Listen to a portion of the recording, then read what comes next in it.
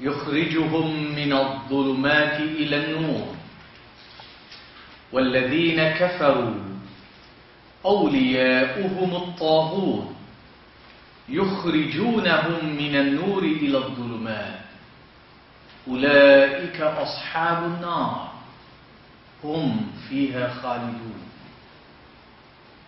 Esteemed brothers and sisters, Assalamu alaikum wa rahmatullahi wa barakatuh. Wa alaikum assalam wa rahmatullahi. We are once more together around this time and this day of the week to reflect and to consider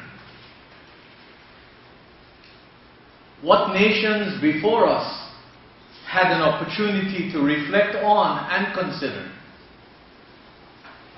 Their results is before our eyes in the history that they have left behind.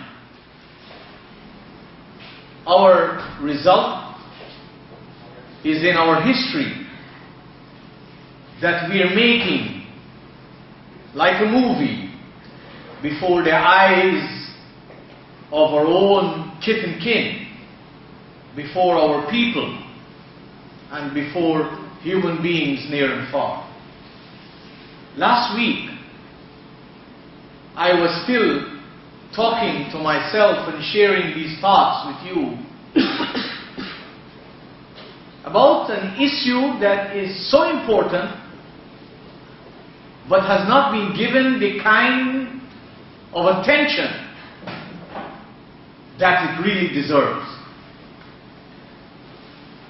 And the issue can be expressed in a simple statement: speaking in God's name, or speaking in Allah's name.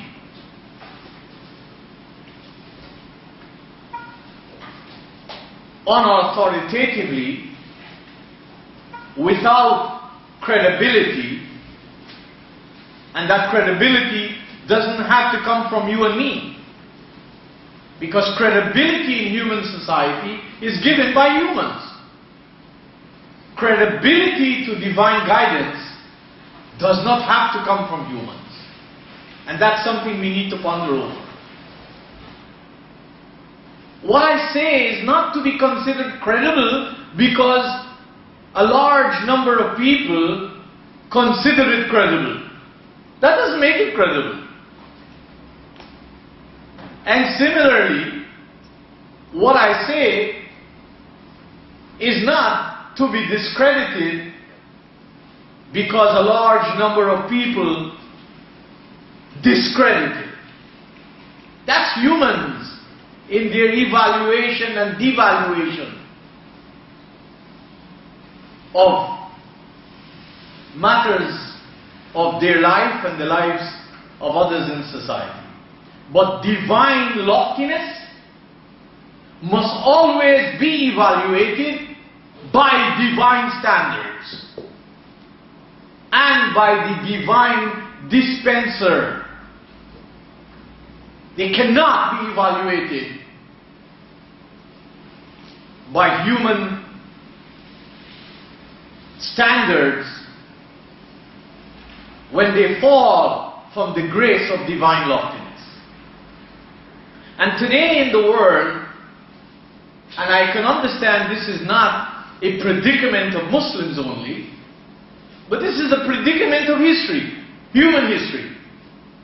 Because if you were to look into the religions of other people who call themselves Christians, and who call themselves Jews, and who call themselves by whatever names, and you and I know there are countless names, we find that there have been so much of interpolation, so much of changes within the original essence of what was conveyed, that it is a struggle in a lifetime to be able to differentiate between truth and falsehood. And And you should not for one moment believe that this has not happened to Muslims. Become a student and do a research. Anybody. Become a student and do a research independently.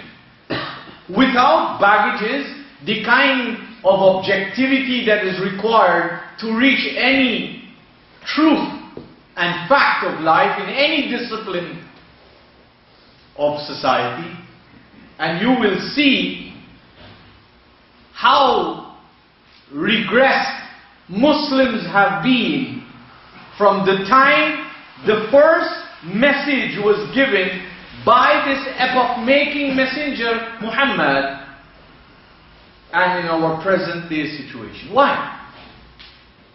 Because you have too many cooks trying to cook the broth called Islam. Depends on where you come from, or where I come from, or where people come from.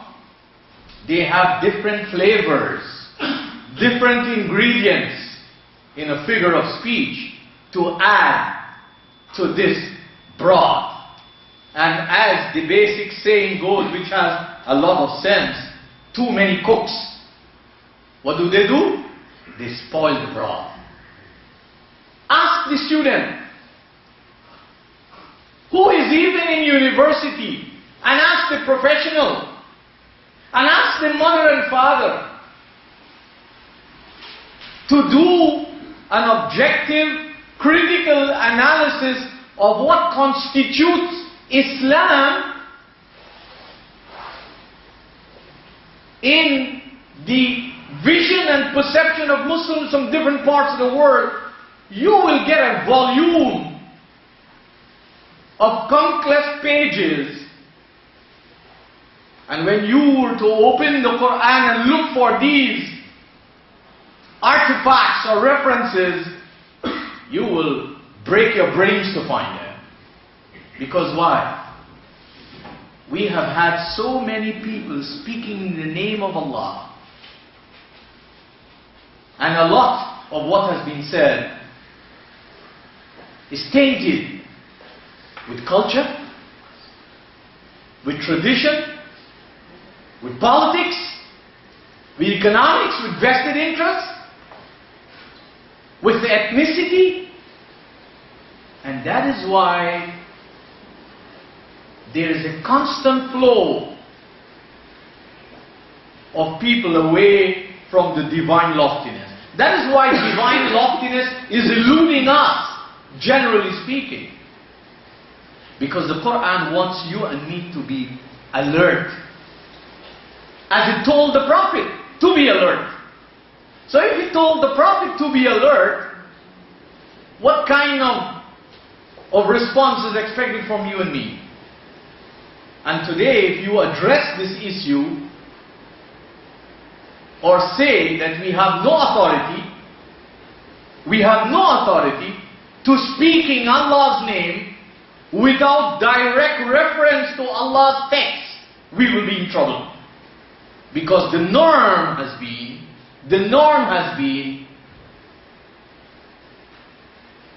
to say things in the name of Allah for which the reference is not in the textbook of Allah. But where it is in countless textbooks outside the book of Allah.